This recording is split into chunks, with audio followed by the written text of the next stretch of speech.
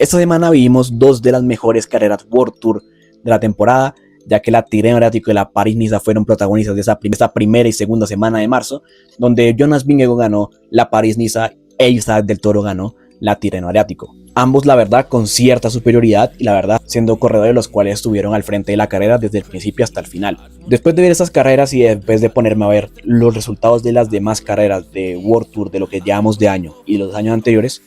me he empezado a dar cuenta de que para mí ha sido muy fácil poder saber quién va a ganar la carrera. Y no es porque yo sea un genio o sea una persona la cual es el máximo dios del ciclismo que sabe predecir todo lo que pasa, sino que realmente si vemos las carreras más grandes, especialmente hablando del World Tour, que es la primera categoría del ciclismo, realmente no es muy difícil de predecir. Solamente viendo la Start List es bastante sencillo saber quién va a ganar o incluso quién va a ser podio. Si revisamos las carreras de este año, podemos ver que en el Santos Tour donde estoy viendo la Start List, iba a saber que el UAE iba a dominar. Lo que al final pasó, que incluso hubiera sido un 1-2 si no hubiera sido por la caída de Jonathan Narváez. Vas a un Head News, por ejemplo, sabes que Van der Poel va a participar, sabes que Van der Poel va a ganar, termina ganando muy fácilmente. Mismo caso pasa en la Strade Bianche con Tadej Pogačar, ahora en la París y en la Tirreno con Del Toro y con Vingegaard. Y mismo caso también parecido en el UAE Tour, que pese a que esperábamos algo más de Remco Evenepoel, realmente pensar que Del Toro iba a ganar no era nada descabellado. Realmente si vamos para el año pasado, pasa algo similar. Si vas a las grandes vueltas, salvo el Giro de Italia, que sí te considero que fue una carrera la cual cambió muchísimo y por eso me pareció a mí una de las mejores carreras de lo que llevamos de década, porque fue de las pocas que ha sido difícil de predecir.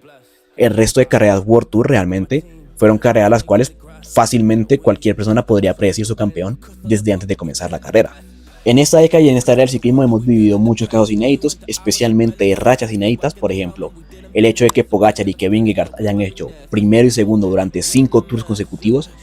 es algo que jamás haya pasado. De hecho, si no estoy mal, nunca se hizo más de 3 ocasiones seguidas, y esos corredores directamente llevan 5 y posiblemente este año veamos una sexta ocasión. Mismo caso con el Tour de Flanders, que si lo comparamos por ejemplo con la década pasada, veamos que una carrera donde generalmente el favorito era generalmente Peter Sagan,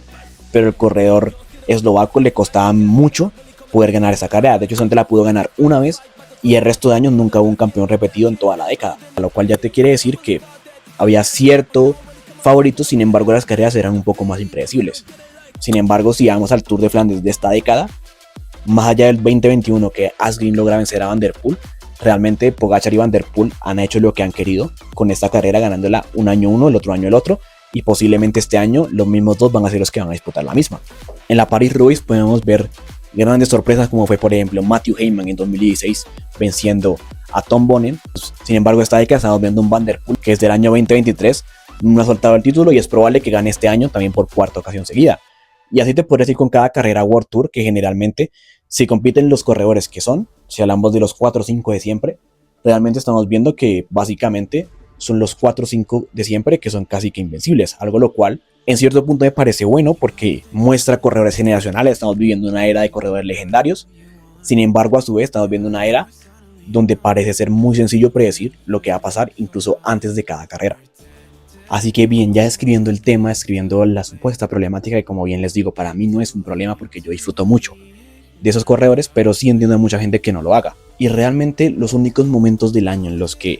esta problemática desaparece es en las carreras que sus mismos coinciden. Cuando te das cuenta, Van der Poel, Pogačar y Vingegaard especialmente, te los mencionaría, las carreras tienen una diferente emoción cuando ellos están. Sabes que en la Milán-San Remo va a ser posiblemente la mejor carrera del año porque Van der Poel y Pogačar se van a enfrentar en un duelo histórico. Lo mismo con el Tour de Flandes, lo mismo con la París-Roubaix. No será lo mismo si por ejemplo Pogačar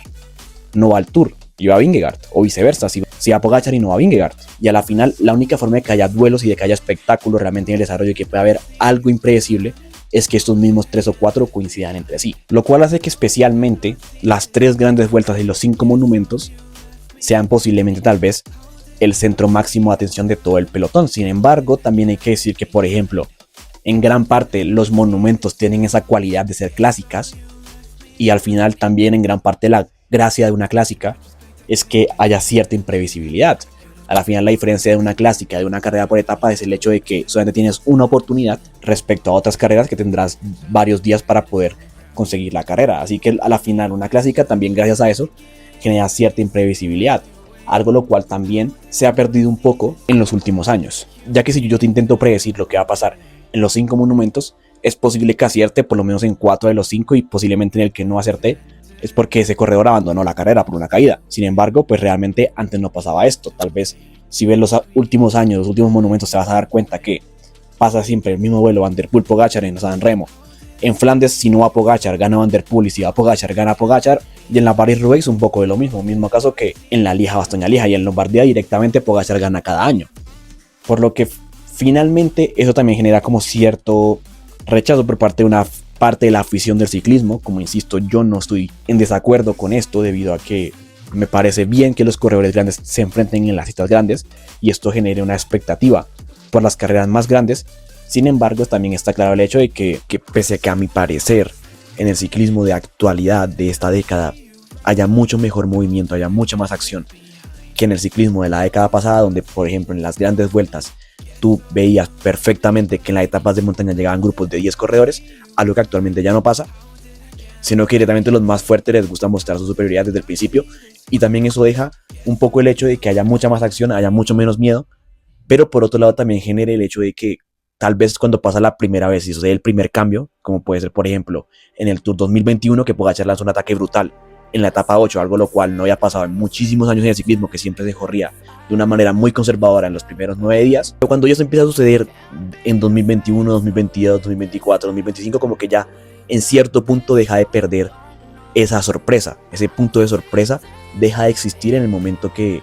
se repite constantemente. Lo mismo pasó por ejemplo en la Strade Bianche de 2024, que Pogačar ataca a 80 de meta y todo el mundo queda muy sorprendido. Sin embargo, después cuando ya lo hace repetidas veces, como ya lo ha hecho ya por tercer año consecutivo, como después lo hacen los europeos y en el mundial, y tal vez la gente ya deja como de apreciar esa épica que realmente debería ser apreciado como lo más grande que hay en este deporte. Cuando la épica se repite tanto, deja de ser sorprendente y deja de impresionar al público, y eso también en gran parte podría generar cierto rechazo, cierto aburrimiento a ver las carreras por el hecho de que el corredor esloveno, el corredor neerlandés o el corredor danés van a ganar la carrera desde un ataque lejano y nada más se puede hacer. Ahí es donde se puede generar ese pequeño conflicto, un pequeño conflicto el cual yo creo que podría no tener ninguna solución más allá de la llegada de más jóvenes, porque pues a la final considero que si modificas calendarios, si modificas carreras, si modificas perfiles, de todas maneras creo que los protagonistas van a ser los mismos, porque ya son tan superiores que ya son muy buenos en varios terrenos, algo lo cual pues generalmente solía ser un poquito más dividido. Tal vez había más gente que se dedicaba solamente a la montaña y directamente solamente se dedicaba a las grandes vueltas, pero ahora si va a una carrera de una semana, va a una clásica o va a una gran vuelta, en todas va a ser el mejor. Entonces yo creo que ese tema ya de los perfiles ya no podría servir, sino que lo único que podría servir sería la llegada de nuevos corredores, la llegada de Paul Seiza, la llegada de Isaac del Toro, la llegada de tal vez Juan Ayuso, de Matthew Brennan, de corredores jóvenes que pueden dar un cambio en este deporte al dominio actual que tenemos, que ya pues te diría que especialmente 2024 y 2025 fueron los años que más hubo dominio, pero en ciertas carreras en específico como el Tour de Francia, el Tour de Flandes o Lombardía, que son 3 de las 10 carreras más importantes del calendario World Tour, ha pasado básicamente lo mismo desde hace casi 5 o 6 años, algo lo cual en gran parte también pierde esa sensación de impredecibilidad, y tal vez salvo la París-Roubaix y la Milán-San Remo, el resto de carreras del año han perdido en gran parte esa imprevisibilidad. Y por ejemplo yo de manera personal sé que este año Vingegaard va a ir al Giro de Italia como el gran favorito y seguramente va a ganar muy fácilmente. Seguramente en el Tour Pogačar hará un poco parecido,